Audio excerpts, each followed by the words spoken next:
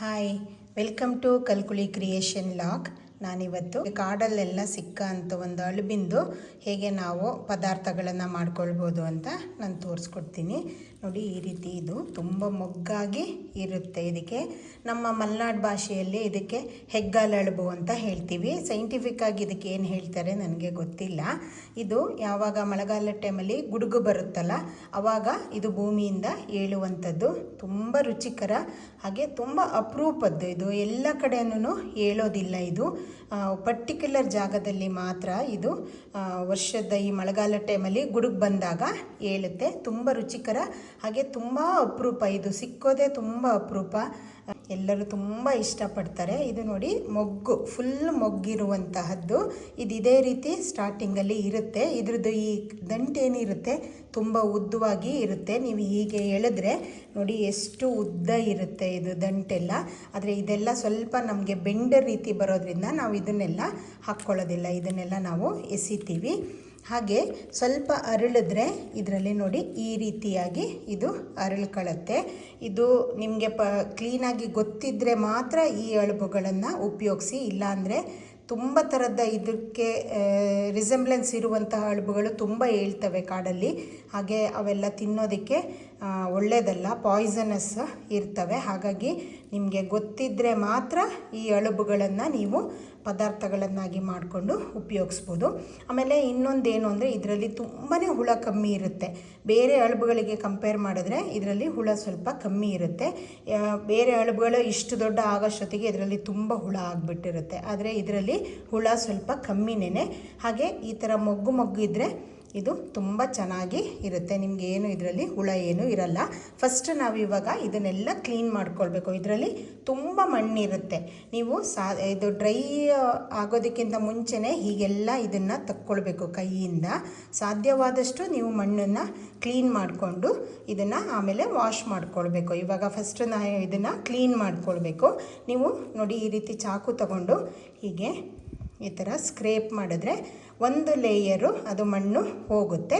ನಂತರದನ್ನು ನೀವು ವಾಶ್ ಮಾಡಿಬಿಟ್ಟು ನೀವು ಅದನ್ನು ಮಣ್ಣನ್ನು ತಕ್ಕೊಳ್ಬೋದು. ಇವಾಗ ಫಸ್ಟ್ ನೋಡಿ, ನಾನು ಈ ರೀತಿ ಫಸ್ಟ್ ಇದನ್ನೆಲ್ಲ ಕ್ಲೀನ್ ಮಾಡ್ಕೊಳ್ಳೋಣ. ಇವಾಗ ನಾನು ಎಲ್ಲದರದ್ದು ನೋಡಿ ಈ ರೀತಿ ಮಣ್ಣನ್ನೆಲ್ಲ ತಕ್ಕೊಂಡಿದ್ದೀನಿ. ಸಾಧ್ಯವಾದಷ್ಟು ಮಣ್ಣನ್ನು ನಾನು ತಕ್ಕೊಂಡಿದ್ದೀನಿ. ಇನ್ನು ಉಳಿದಿದ್ದನ್ನು ನಾವು ಸ್ವಲ್ಪ ಹೊತ್ತು ನೀರಲ್ಲಿ ನೆನೆಸಿಟ್ಬಿಟ್ಟು ನಂತರ ನಾವು ಅದನ್ನು ಕ್ಲೀನಾಗಿ ವಾಶ್ ಮಾಡ್ಕೊಳ್ಬೇಕಾಗತ್ತೆ. ಈ ರೀತಿ ಮೊಗ್ಗಿರೋದನ್ನು ನೀವು ಹೀಗೇನೆ ನೋಡಿ ಈ ರೀತಿ ಪೀಸ್ ಮಾಡ್ಕೊಳ್ಬೇಕು, ಹೀಗೇನೆ ಕೈಯಲ್ಲೇ. ನಂತರ ಈ ಕಡ್ಡಿ ಇರುತ್ತಲ್ಲ, ಇದನ್ನು ನಿಮಗೆ ಎಷ್ಟು ದೊಡ್ಡದಾಗಿ ಬೇಕೋ ಹಾಗೆ ನೀವು ನೋಡಿ ಈ ರೀತಿ ಪೀಸ್ಗಳನ್ನು ಮಾಡ್ಕೊಳ್ಳಿ. ಹೀಗೆ ನಿಮಗೆ ಎಷ್ಟು ದೊಡ್ಡ ಬೇಕೋ ಅಷ್ಟು. ಈ ರೀತಿ ಅರಳಿರೋದಾದರೆ ನೀವು ಇದನ್ನು ನೋಡಿ ಹೀಗೆ ಕೈಯಲ್ಲೇ ಕ್ಲೀನಾಗಿ ಮುರ್ಕೊಳ್ಬೋದು. ಇದು ಬೆಂದ ಮೇಲೆ ಸ್ವಲ್ಪ ಚಿಕ್ಕದಾಗಿ ಬರೋದ್ರಿಂದ ನಾವು ಇಷ್ಟಿಷ್ಟು ದೊಡ್ಡ ಇಟ್ಕೊಳ್ತಾ ಇದ್ದೀವಿ. ಈ ಕಡ್ಡಿನ ನೀವು ನೋಡಿ ಈ ರೀತಿ ಕಟ್ ಮಾಡ್ಕೊಳ್ಳಿ. ಹೀಗೆ ಮಾಡೋ ಮುಂಚೆ ಇದು ಕ್ಲೀನಾಗಿದೆಯಾ, ಹುಳಗಿಳ ಏನು ಇಲ್ವಾ ಅಂಥೇಳಿ ಚೆಕ್ ಮಾಡಿ ಮಾಡ್ಕೊಳ್ಬೇಕು. ನೋಡಿ ಈ ರೀತಿ ಹೀಗೆ ಎಲ್ಲದನ್ನು ಪೀಸ್ ಮಾಡ್ಕೊಳ್ಳಿ. ತುಂಬ ಇಷ್ಟು ಚಿಕ್ಕದಾಗಿ ನೀವು ಮಾಡ್ಕೊಳ್ಬೇಡಿ, ಫುಲ್ಲು ಪುಡಿಯಾಗಿ ಹೋಗುತ್ತೆ ನೀವು ವಾಶ್ ಮಾಡಬೇಕಾದ್ರೆ. ಇವಾಗ ನಾನು ಪ್ರತಿಯೊಂದನ್ನು ಕಟ್ ಮಾಡಿಬಿಟ್ಟು ತೋರಿಸ್ತೀನಿ. ನಿಮಗೆ ಆಮೇಲೆ ವಾಶ್ ಮಾಡೋದಕ್ಕೆ ಪುಡಿಯಾಗುತ್ತೆ ಅನ್ನೋದಿದ್ರೆ ಈ ಟೈಮಲ್ಲೇ ನೀವು ಬೇಕಿದ್ರೆ ವಾಶ್ ಮಾಡಿ ನಂತರ ಹೆಚ್ಕೊಳ್ಬೋದು. ಇವಾಗ ನೋಡಿ, ನಾನು ಪ್ರತಿಯೊಂದು ಅಳುಬನ್ನು ಈ ರೀತಿ ಪೀಸ್ ಮಾಡಿ ಇಟ್ಕೊಂಡಿದ್ದೀನಿ. ಇದನ್ನು ನೀರು ಹಾಕಿ ನೆನೆಸಬೇಕು. ಆವಾಗ ಈ ಸ್ವಲ್ಪ ಮಣ್ಣೆಲ್ಲ ಬಿಟ್ಕೊಳ್ಳುತ್ತೆ. ನಂತರ ಸ್ವಲ್ಪ ನಿಧಾನವಾಗಿ ನಾವು ಇದನ್ನು ಕೈಯಲ್ಲಿ ವಾಶ್ ಮಾಡ್ಕೊಳ್ಬೇಕು. ಮಣ್ಣೆಲ್ಲ ಹೋಗೋಷ್ಟು ನಾವೊಂದು 3-4 ಸರಿ, ಹಾಗೆ ತುಂಬ ರಫ್ ಆಗಲ್ಲ, ತುಂಬ ಸಾಫ್ಟಾಗಿ ನಾವು ಇದನ್ನು ವಾಶ್ ಮಾಡಿ ಮಣ್ಣನ್ನೆಲ್ಲ ತಕ್ಕೊಳ್ಬೇಕು. ಇವಾಗ ನೋಡಿ, ನನ್ನದು ಅಳುಬನ್ನೆಲ್ಲ ಕ್ಲೀನಾಗಿ ಒಂದು 3-4 ಸಾರಿ ನೀರನ್ನು ಚೇಂಜ್ ಮಾಡಿಬಿಟ್ಟು ವಾಶ್ ಮಾಡಿ ಇಟ್ಕೊಂಡಿದ್ದೀನಿ. ಇವಾಗ ಇದರಲ್ಲಿ ಮಣ್ಣೆಲ್ಲ ಹೋಗಿದೆ ನೋಡಿ. ಇನ್ ಕೇಸ್ ಯಾವುದ್ರಲ್ಲಾದ್ರೂ ಜಾಸ್ತಿ ಮಣ್ಣಿದ್ದರೆ ನೀವು ಸ್ವಲ್ಪ ಇದನ್ನ ಈ ರೀತಿ ಕೈಯಲ್ಲಿ ಮೆತ್ತಗೆ ರಬ್ ಮಾಡಿ. ಜಾಸ್ತಿಯಾಗಿ ನೀವು ರಬ್ ಮಾಡಿದ್ರೆ ಇದು ಪುಡಿಯಾಗಿ ಬರುತ್ತೆ ನೋಡಿ, ಈ ರೀತಿ ಚೂರಾಗುತ್ತೆ. ಹಾಗಾಗಿ ನೀವು ಸ್ವಲ್ಪ ಮೆತ್ತಗೆ ಇದನ್ನು ವಾಶ್ ಮಾಡಿಬಿಟ್ಟು ಸ್ವಲ್ಪ ಹೀಗೆ ಲೈಟಾಗಿ ನೀರನ್ನು ಈ ರೀತಿ ಪ್ರೆಸ್ ಮಾಡಿಬಿಟ್ಟು ತೆಗೆದು ಇಟ್ಕೊಳ್ಳಿ. ಇದ್ರ ಒಳಗಡೆ ಜಾಸ್ತಿ ನೀರನ್ನು ಅದು ಹೀರ್ಕೊಳ್ಳುತ್ತೆ ತೊಳಿಬೇಕಾದ್ರೆ. ಹಾಗಾಗಿ ಸ್ವಲ್ಪ ಹಿಂಡ್ಬಿಟ್ಟು ನೀವು ಇದನ್ನು ಈ ರೀತಿ ಡ್ರೈ ಆಗಿ ಇದನ್ನೇ ಎತ್ತಿಟ್ಕೊಬೇಕು. ಇವಾಗ ಇದಕ್ಕೆ ನಾವು ಮೊದಲಿಗೆ ಒಗ್ಗರಣೆಗೆ ಇಟ್ಕೊಳ್ಳೋಣ. ಅಗಲ ಪಾತ್ರೆಯನ್ನು ನಾವು ಸ್ಟವ್ ಮೇಲೆ ಇಟ್ಕೊಂಡ್ಬಿಟ್ಟು ನಾನಿಲ್ಲಿ 1 ಟೇಬಲ್ ಸ್ಪೂನ್ ಆಗೋಷ್ಟು ಆಯಿಲನ್ನು ಹಾಕ್ಕೊಂಡಿದ್ದೀನಿ. ಅದು ಎಣ್ಣೆ ಸ್ವಲ್ಪ ಬಿಸಿ ಆಗಬೇಕು. ಇಲ್ಲಿ ನಾನು 2 ಮೀಡಿಯಮ್ ನೀರುಳ್ಳಿನ ಈ ರೀತಿ ಉದ್ದವಾಗಿ ನಾನು ಸಿಗ್ದು ಇಟ್ಕೊಂಡಿದ್ದೀನಿ.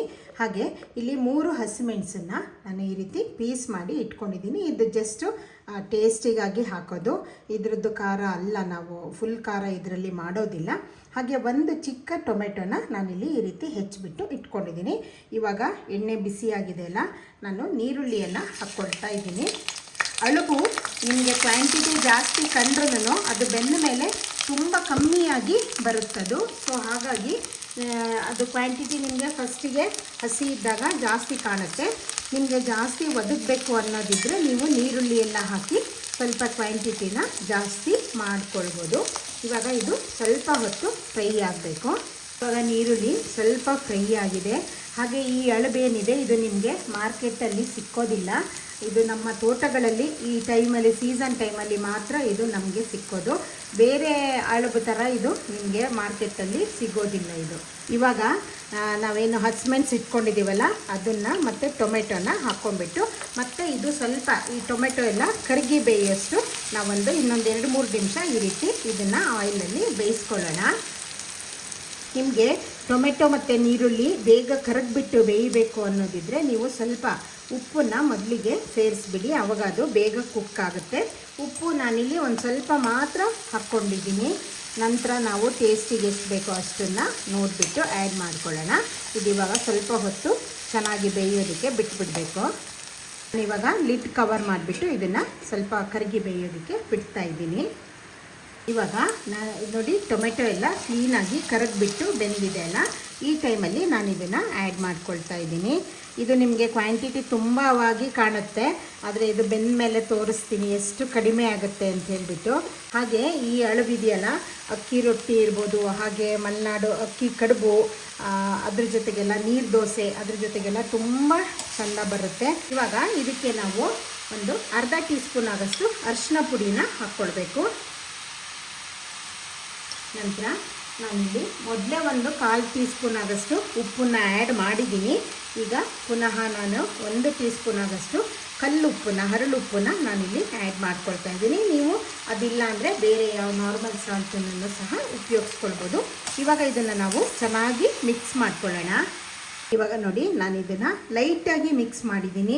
ತುಂಬ ನೀವು ಗಟ್ಟಿಯಾಗಿ ತಿರುಗಿಸಿದ್ರೆ ಇದೆಲ್ಲ ಪುಡಿ ಪುಡಿ ಆಗುತ್ತೆ. ನೀವು ಬಟನ್ ಮಶ್ರೂಮ್ ಬರುತ್ತಲ್ಲ, ಅದು ಸ್ವಲ್ಪ ಹಾರ್ಡಾಗಿ ಇರೋದ್ರಿಂದ ನೀವು ಅದನ್ನು ಜಾಸ್ತಿ ಎಲ್ಲ ತಿರುಗಿಸಿದ್ರೆ ಏನೂ ಆಗಲ್ಲ. ಆದರೆ ಇದು ಬೇರೆ ರೀತಿ ಅರಳಿಕೊಂಡು ಬರೋದ್ರಿಂದ ನೀವು ಜಾಸ್ತಿ ತಿರುಗಿಸಿದ್ರೆ ಇದೆಲ್ಲ ನಿಮಗೆ ಈ ಥರ ಇರುತ್ತಲ್ಲ ಅರಳಿರೋದು, ಅದೆಲ್ಲ ಪುಡಿ ಪುಡಿ ಆಗುತ್ತೆ. ಹಾಗಾಗಿ ನೀವು ಇದನ್ನು ಲೈಟಾಗಿ ನೀವು ಮಿಕ್ಸ್ ಮಾಡಬೇಕು. ಇವಾಗ ನಾನು ಲಿಡ್ ಕವರ್ ಮಾಡಿಬಿಟ್ಟು ಫ್ಲೇಮನ್ನು ಸ್ವಲ್ಪ ಮೀಡಿಯಮ್ ಟು ಲೋ ಅಲ್ಲಿ ಇಟ್ಬಿಟ್ಟು ಇದನ್ನು ಒಂದು 2ರಿಂದ 3 ನಿಮಿಷ ನಾನು ಬೇಯೋದಕ್ಕೆ ಬಿಡ್ತೀನಿ. ಅಳುಬನ್ನು ನಾವು ತುಂಬ ಜಾಸ್ತಿ ಸಮಯ ಬೇಯಿಸೋದಿಲ್ಲ, ಅದು ಫುಲ್ಲು ಕರಗಿ ಹೋಗಿಬಿಡುತ್ತೆ. ಹಾಗಾಗಿ ಇದು ಜಸ್ಟ್ ಒಂದು 2ರಿಂದ 3 ನಿಮಿಷ ನಾವು ಇದನ್ನು ಬೇಯೋದಕ್ಕೆ ಬಿಟ್ಬಿಡೋಣ. ಫ್ಲೇಮನ್ನು ನೀವು ಮೀಡಿಯಮ್ ಟು ಲೋ ಅಲ್ಲಿ ಇಟ್ಕೊಳ್ಳಿ. ಇನ್ ಕೇಸ್ ಅದು ತುಂಬ ನೀರೇನಾದ್ರು ಬಿಟ್ಕೊಂಡಿಲ್ಲ ಅಂದರೆ ಅವಾಗ ಅದು ಅಡಿ ತಳತಾಗುತ್ತೆ. ನೀವು ಅದನ್ನು ಮಧ್ಯ ಮಧ್ಯದಲ್ಲಿ ಚೆಕ್ ಮಾಡ್ಕೊಳ್ತಾ ಇರಬೇಕಾಗುತ್ತೆ. 1 ನಿಮಿಷ ಆಗಿದೆ, ನಾನು ಲಿಡ್ ಓಪನ್ ಮಾಡ್ತಾ ಇದ್ದೀನಿ. ನೋಡಿ ಇದು ಎಷ್ಟು ನಾವು ನೀರು ಹಿಂಡು ತೆಗೆದ್ರೂ ಅದರಲ್ಲಿ ಸ್ವಲ್ಪ ವಾಟರ್ ಕಂಟೆಂಟ್ ಇರುತ್ತೆ. ಇದು ನೋಡಿ ನೀರೆಲ್ಲ ಬಿಟ್ಕೊಳ್ಳೋದಕ್ಕೆ ಸ್ಟಾರ್ಟ್ ಆಗಿದೆ. ಇವಾಗ ನಾವು ಇನ್ನು 1ರಿಂದ 2 ನಿಮಿಷ ನಾವು ಇದನ್ನು ಈ ನೀರಲ್ಲೇ ಕುಕ್ ಮಾಡಬೇಕು. ಎಕ್ಸ್ಟ್ರಾ ನೀರೆಲ್ಲ ಏನೋ ಹಾಕೋದು ಬೇಡ, ಇದು ಅದೇ ನೀರು ಬಿಟ್ಕೊಳ್ಳೋದ್ರಿಂದ ಅಷ್ಟರಲ್ಲೇ ಸಾಕಾಗುತ್ತೆ. ಇವಾಗ ನಾನು ಪುನಃ ಲಿಡ್ ಕವರ್ ಮಾಡಿಬಿಟ್ಟು ಬೇಯೋದಕ್ಕೆ ಬಿಡ್ತಾ ಇದ್ದೀನಿ. ಇವಾಗ ಇದು 2 ಮಿನಿಟ್ಸ್ ಆಗಿದೆ. ನಾನಿದು ಸ್ಟವನ್ನು ಆಫ್ ಮಾಡ್ತಾ ಇದ್ದೀನಿ. ಆಫ್ ಮಾಡಿಬಿಟ್ಟು ಇದಕ್ಕೆ ನಾವು ಮಸಾಲಾನ ರೆಡಿ ಮಾಡ್ಕೊಳ್ಬೇಕಾಗುತ್ತೆ. ಇವಾಗ ನಾವು ಇದಕ್ಕೆ ಮಸಾಲಾನ ರೆಡಿ ಮಾಡ್ಕೊಬೇಕು. ಸಾಂಬಾರು ಮಾಡೋದಕ್ಕೆ ಅಣಬೆದು. ಈಗ ಮೊದಲಿಗೆ ನಾನಿಲ್ಲಿ ಒಂದು ಮೀಡಿಯಮ್ ಸೈಜು ನೀರುಳ್ಳಿಯನ್ನು ಇಟ್ಕೊಂಡಿದ್ದೀನಿ. ಹಾಗೆ ಸ್ವಲ್ಪ ಟೊಮೆಟೊ ಇಟ್ಕೊಂಡಿದ್ದೀನಿ, ಜಾಸ್ತಿ ಏನು ಇಟ್ಕೊಂಡಿಲ್ಲ, ಒಂದು ಅರ್ಧ ಟೊಮೆಟೊ ಅಷ್ಟು. ಹಾಗೆ 1 ಟೀ ಸ್ಪೂನ್ ಆಗೋಷ್ಟು ಹುರಿಗಡಲೆ ಇಟ್ಕೊಂಡಿದ್ದೀನಿ. ಆಮೇಲೆ 1 ಇಂಚಷ್ಟು ಶುಂಠಿ, ಹಾಗೆ 1 ಸಣ್ಣ ಗಡ್ಡೆ ಬೆಳ್ಳುಳ್ಳಿಯನ್ನು ಇಟ್ಕೊಂಡಿದ್ದೀನಿ. ನಂತರ ಇಲ್ಲಿ ಸ್ವಲ್ಪ ಒಣಮೆಣಸು, ಒಂದು 3 ಒಣಮೆಣಸು ಇಟ್ಕೊಂಡಿದ್ದೀನಿ. ಹಾಗೆ ಒಂದು ಸ್ವಲ್ಪ ಕೊತ್ತಂಬರಿ ಸೊಪ್ಪು, ಹಾಗೆ 1 ಟೇಬಲ್ ಸ್ಪೂನ್ ಆಗೋಷ್ಟು ನಾನು ಧನಿಯಾ ಕಾಳನ್ನು ಇಟ್ಕೊಂಡಿದ್ದೀನಿ. ಹಾಗೆ ಇಲ್ಲೊಂದು ಅರ್ಧ ಟೀ ಸ್ಪೂನ್ ಆಗೋಷ್ಟು ನಾನು ಗಸಗಸೆಯನ್ನು ಇಟ್ಕೊಂಡಿದ್ದೀನಿ. ನಂತರ ಒಂದು 1/4 tea spoon ಆಗಷ್ಟು garam masala powder, ಹಾಗೆ ಒಂದು ಅರ್ಧ ಟೀ ಸ್ಪೂನ್ ಆಗಷ್ಟು ಕಾಳುಮೆಣಸಿನ ಪುಡಿ, ಹಾಗೆ ಇಲ್ಲಿ ನಾನು ಅಚ್ಕಾರದ ಪುಡಿಯನ್ನು ಸಹ ತಗೊಂಡಿದ್ದೀನಿ. ಇದು ಮತ್ತು ಒಣಮೆಣಸನ್ನು ನಾವು ಸ್ವಲ್ಪ ಹಾಕ್ಕೊಂಡು ನಾವು ಖಾರನ ಎಷ್ಟು ಬೇಕೋ ಅಷ್ಟು ನಮಗೆ ರೆಡಿ ಮಾಡ್ಕೊಳ್ಬೋದು. ಇವಾಗ ಇದನ್ನು ಸ್ವಲ್ಪ ಹುರ್ಕೊಂಡ್ಬಿಟ್ಟು ನಾವು ಖಾರನ ರೆಡಿ ಮಾಡ್ಕೊಳ್ಳೋಣ. ಪ್ಯಾನನ್ನು ಬಿಸಿಗೆ ಇಟ್ಕೊಂಡ್ಬಿಟ್ಟು ಇಲ್ಲಿ ನಾನು 1 ಟೀ ಸ್ಪೂನ್ ಆಗಷ್ಟು ಎಣ್ಣೆನ ಹಾಕ್ಕೊಂಡಿದ್ದೀನಿ. ಸ್ವಲ್ಪ ಎಣ್ಣೆ ಹಾಕ್ಕೊಂಡ್ರೆ ಸಾಕಾಗುತ್ತೆ. ನಾವು ಜಸ್ಟು ಖಾರ ಹುರಿಯೋದಕ್ಕಾಗಿ ಇವಾಗ ನಾನು ನೀರುಳ್ಳಿ ಇಟ್ಕೊಂಡಿದ್ದೀನಲ್ಲ ಇದನ್ನು ಹಾಕ್ಕೊಳ್ತಾ ಇದ್ದೀನಿ.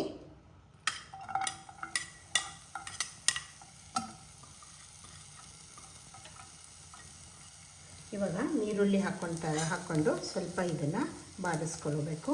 ನಂತರ ನಾವಿಲ್ಲಿ ಬೆಳ್ಳುಳ್ಳಿ ಇಟ್ಕೊಂಡಿದ್ದೀವಲ್ಲ ಅದನ್ನು ಹಾಕ್ಕೊಳ್ಳೋಣ. ನಾನಿಲ್ಲಿ ಶುಂಠಿನ ಇವಾಗಲೇ ಆ್ಯಡ್ ಮಾಡ್ಕೊಳ್ತಾ ಇಲ್ಲ, ಲಾಸ್ಟಲ್ಲಿ ನಾನು ಶುಂಠಿನ ಸೇರಿಸ್ಕೊಳ್ತಾ ಇದ್ದೀನಿ. ಇವಾಗ ಸ್ವಲ್ಪ ಹೊತ್ತು ಇದನ್ನು ಫ್ರೈ ಮಾಡ್ಕೊಳ್ಳೋಣ. ಜಸ್ಟು ಇದು ಸ್ವಲ್ಪ ಇದು ಫ್ರೈ ಆದರೆ ಸಾಕಾಗುತ್ತೆ, ತುಂಬ ಏನು ಬೇಕಾಗೋದಿಲ್ಲ. ನೀರುಳ್ಳಿಗೆ ಸ್ವಲ್ಪ ಬಿಸಿ ತಾಗದ ನಂತರ ನಾವು ಇದಕ್ಕೆ ಧನಿಯಾ ಕಾಳು ಏನು ಇಟ್ಕೊಂಡಿದ್ದೀವಲ್ಲ ಅದನ್ನು ಹಾಕ್ಕೊಳ್ತಾ ಇದ್ದೀವಿ. ನಂತರ ಇದಕ್ಕೆ ಒಣಮೆಣಸು, ನೀವು ಸ್ವಲ್ಪ ಒಣಮೆಣಸು ಹಾಕ್ಕೊಂಡು ನಂತರ ಅಚ್ಕಾರದ ಪುಡಿಯನ್ನು ಸಹ ಹಾಕ್ಕೊಳ್ಬೋದು. ಇಲ್ಲ ಬರೀ ಅಚ್ಕಾರದ ಪುಡಿ ಅಥವಾ ಬರೀ ಒಣಮೆಣಸು ಯಾವುದ್ರಲ್ಲಾದ್ರು ಒಂದನ್ನು ಸಹ ನೀವು ಉಪಯೋಗಿಸ್ಬಿಟ್ಟು ಮಾಡ್ಬೋದು. ಇಲ್ಲಿ ನಾನು ಅದು ಫೈನ್ ಪೇಸ್ಟಾಗಿ ರುಬ್ಬೋದಕ್ಕೆ ಈಸಿ ಆಗುತ್ತೆ ಅಂತ ಹೇಳಿಬಿಟ್ಟು ನಾನು ಅಚ್ಕಾರದ ಪುಡಿಯನ್ನು ಸಹ ಸ್ವಲ್ಪ ಯೂಸ್ ಮಾಡ್ತಾಯಿದ್ದೀನಿ. ಖಾರ ನಿಮಗೆ ಎಷ್ಟು ಬೇಕೋ ಅದಕ್ಕೆ ತಕ್ಕನಂಗೆ ನೀವು ಖಾರದ ಪುಡಿ ಆದರೂ ಆಗಿರ್ಬೋದು ಅಥವಾ ಒಣಮೆಣಸಾದರೂ ಆಗಿರ್ಬೋದು, ಅದನ್ನು ನೀವು ಯೂಸ್ ಮಾಡ್ಕೊಳ್ಳಿ. ಇವಾಗ ಇದನ್ನು ಸ್ವಲ್ಪ ಹೊತ್ತು ಹೀಗೆ ಬಾಡಿಸ್ಕೊಳ್ಳೋಣ. ಇದು ಸ್ವಲ್ಪ ಫ್ರೈ ಆದ ನಂತರ ಇದಕ್ಕೆ ನಾವು ಟೊಮೆಟೊ ಇಟ್ಕೊಂಡಿದ್ದೀವಲ್ಲ ಅದನ್ನು ಹಾಕ್ಕೊಳ್ಳೋಣ. ನಂತರ ಪುನಃ ಸ್ವಲ್ಪ ಹೊತ್ತು ಇದನ್ನು ಹೀಗೆ ಫ್ರೈ ಮಾಡಬೇಕು. ಇವಾಗ ಟೊಮೆಟೊ ಹಾಕಿದ್ದೀವಲ್ಲ, ಈಗ ನಂತರ ನಾನು ಹುರ್ಗಡ್ಲೆ ಇಟ್ಕೊಂಡಿರೋದನ್ನು ಹಾಕ್ಕೊಳ್ತೀನಿ. ನೀವು ಇದು ಜಸ್ಟು ನೀರುಳ್ಳಿದು ಹಸಿ ವಾಸನೆ ಎಲ್ಲ ಹೋಗಿ ಅದು ಸ್ವಲ್ಪ ಕಲರು ಟ್ರಾನ್ಸ್ಪರೆಂಟ್ ಆದಷ್ಟು ನೀವು ಇದನ್ನು ಫ್ರೈ ಮಾಡಿಕೊಂಡ್ರೆ ಸಾಕಾಗುತ್ತೆ. ಇವಾಗ ಇದನ್ನು ನಮ್ಮ ಪುನಃ ಸ್ವಲ್ಪ ಹೊತ್ತು ಹುರಿದ್ಬಿಟ್ಟು ನಂತರ ಇದು ಗಸಗಸೆ ಏನು ಇಟ್ಕೊಂಡಿದ್ದೀವಲ್ಲ ಇದನ್ನು ಸಹ ಆ್ಯಡ್ ಮಾಡ್ಕೊಳ್ತಾ ಇದ್ದೀನಿ. ಇದು ಹಾಕಿದ ನಂತರ ಸ್ವಲ್ಪ ಹೊತ್ತು ಇದು ಕೈ ಆಡಿಸಿ, ನಾನು ಆವಾಗ ಒಂದು ಐಟಮು ತೋರಿಸೋದು ಮರ್ತು ಬಿಟ್ಟಿದ್ದೆ. ಇದಕ್ಕೆ ಹಸಿ ತೆಂಗಿನಕಾಯಿ ತುರಿಬೇಕು. ನಾನಿಲ್ಲಿ ಒಂದು ಚಿಕ್ಕ ಕಪ್ಪಾಗಷ್ಟು ತೊಗೊಂಡಿದ್ದೀನಿ. ನೀವು ಕ್ವಾಂಟಿಟಿ ಜಾಸ್ತಿ ಬೇಕು ಅಂದರೆ ಜಾಸ್ತಿನೂ ತೊಗೊಳ್ಬೋದು. ಹಾಗೆ ತುಂಬ ಕಾಯಿನೂ ಹಾಕ್ಕೊಳ್ಬೇಡಿ, ಆವಾಗ ಅದು ಟೇಸ್ಟ್ ಚೆನ್ನಾಗಿ ಬರಲ್ಲ. ನಾನು ಅರ್ಧ ಭಾಗದ ಏನು ಕಾಯಿ ಹೋಳು ಬರುತ್ತೋ ಅದರಲ್ಲಿ ನಾನು ಅರ್ಧ ಭಾಗದಷ್ಟು ತೊಗೊಂಡಿದ್ದೀನಿ, ಒಂದು 1/4 ಭಾಗದಷ್ಟು ಹಸಿ ತೆಂಗಿನಕಾಯಿ ತುರಿದು ತೊಗೊಂಡಿದ್ದೀನಿ. ಇವಾಗ ಇದನ್ನು ಸ್ವಲ್ಪ ಹೊತ್ತು ಹುರ್ಕೊಳ್ಳೋಣ. ತೆಂಗಿನಕಾಯಿ ಹಾಕಿ ನಾವು 1 ನಿಮಿಷದಷ್ಟು ಹುರಿದಿದ್ದೀವಿ. ನಂತರ ಇದಕ್ಕೆ ನಾನು ಕೊತ್ತಂಬರಿ ಸೊಪ್ಪನ್ನು ಸಹ ಹಾಕ್ಕೊಳ್ತಾ ಇದ್ದೀನಿ. ಕೊತ್ತಂಬರಿ ಸೊಪ್ಪು ಖಾರ ಹುರಿಯೋದಕ್ಕೆ ಸೇರಿಸ್ಕೊಂಡ್ರೆ ತುಂಬ ಟೇಸ್ಟಾಗಿ ಬರುತ್ತೆ. ಇವಾಗ ಇದನ್ನು ಸ್ವಲ್ಪ ಹೊತ್ತು ಮಿಕ್ಸ್ ಮಾಡೋಣ. ಮಿಕ್ಸ್ ಮಾಡಿಬಿಟ್ಟು ನೀವು ಇದನ್ನು ಫ್ಲೇಮನ್ನು ಆಫ್ ಮಾಡಿ, ಅದು ಆ ಬಿಸಿ ಪಾತ್ರೆಯಲ್ಲೇನೆ ಅದು ಫ್ರೈ ಆಗುತ್ತೆ, ಸಾಕಾಗುತ್ತೆ. ಆವಾಗ ತುಂಬ ಹೊತ್ತು ನೀವು ಫ್ಲೇಮ್ ಆನ್ ಮಾಡಿಬಿಟ್ಟು ಫ್ರೈ ಮಾಡೋದೇನು ಬೇಕಾಗಲ್ಲ. ಸ್ಟವ್ ಆಫ್ ಮಾಡಿಕೊಂಡೆ ಇದೇ ಪಾತ್ರೆ ಬಿಸಿಯಲ್ಲೇನೆ ಇದು ಫ್ರೈ ಆದರೆ ಸಾಕಾಗುತ್ತೆ.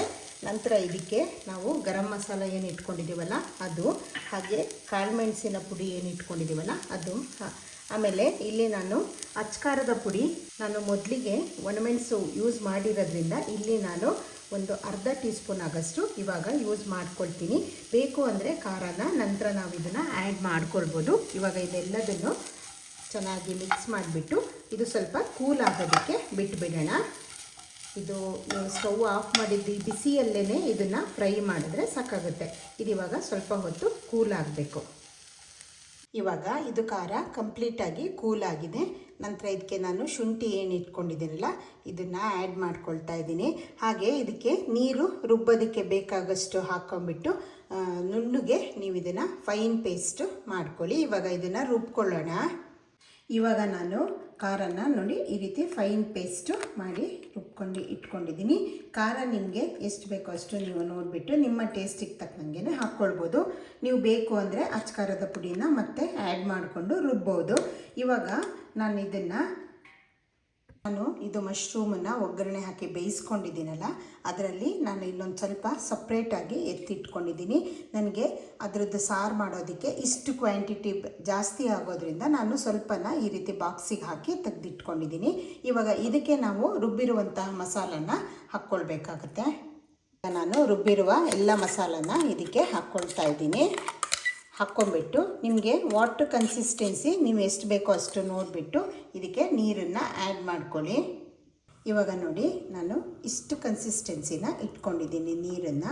ನಿಮಗೆ ಬೇಕು ಅಂದರೆ ನೀವು ಸ್ವಲ್ಪ ಇದನ್ನು ದಪ್ಪವಾಗೂ ಮಾಡ್ಕೊಳ್ಬೋದು, ಇಲ್ಲಾಂದರೆ ನೀವು ಈ ಕನ್ಸಿಸ್ಟೆನ್ಸಿ ಇಟ್ಕೋಬೋದು. ಇದು ನಿಮಗೆ ವೈಟ್ ರೈಸ್ ಇರಲಿ ಅಥವಾ ಚಪಾತಿ, ಅಕ್ಕಿ ರೊಟ್ಟಿ, ಅಕ್ಕಿ ಕಡುಬು ಅದೆಲ್ಲದ್ರ ಜೊತೆಗೂ ಇದು ತುಂಬ ಚೆಂದ ಟೇಸ್ಟ್ ಬರುತ್ತೆ. ನಿಮಗೆ ಇದು ಮಶ್ರೂಮ್ ಪೀಸಸ್ಸು ಇಷ್ಟು ಇದ್ದರೆ ಸಾಕಾಗುತ್ತೆ ಇದಕ್ಕೆ. ಇದನ್ನು ಇವಾಗ ಚೆನ್ನಾಗಿ ಬಾಯ್ಲ್ ಆಗೋದಕ್ಕೆ ಬಿಡಬೇಕು. ಇದು ಸ್ವಲ್ಪ ಬಾಯ್ಲ್ ಆದ ನಂತರ ನಾವು ಉಪ್ಪು ಸರಿ ಇದೆಯಾ ಏನೋ ಚೆಕ್ ಮಾಡ್ಕೊಂಬಿಟ್ಟು ಇದನ್ನು ನಾವು ಮತ್ತೆ ನೋಡ್ಕೊಳ್ಳೋಣ. ಇವಾಗ ಇದಕ್ಕೆ ನಾನು ಲಿಡ್ ಕವರ್ ಮಾಡ್ತಾ ಇದ್ದೀನಿ. ಇವಾಗ ಇದ್ರದ್ದು ಲಿಡ್ಡು ಓಪನ್ ಮಾಡ್ತಾ ಇದ್ದೀನಿ. ಇದು ನೋಡಿ ಚೆನ್ನಾಗಿ ಬಾಯ್ಲ್ ಆಗ್ತಾ ಇದೆ. ಇವಾಗ ಇದನ್ನು ಕ್ಲೀನಾಗಿ ತಿರುಗಿಸ್ಬಿಡೋಣ. ಇದು ಚೆನ್ನಾಗಿ ಈ ರೀತಿ ಸೈಡಲ್ಲೆಲ್ಲ ನೊರೆ ಇರುತ್ತಲ್ಲ ಅದೆಲ್ಲ ಹೋಗಬೇಕು.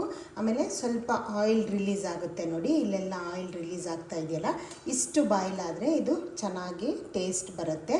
ಇವಾಗ ನೀವು ಉಪ್ಪನ್ನು ಚೆಕ್ ಮಾಡಿಕೊಂಡು ಬೇಕು ಅಂದರೆ ನೀವು ಉಪ್ಪನ್ನು ಆ್ಯಡ್ ಮಾಡ್ಕೊಳ್ಬೋದು.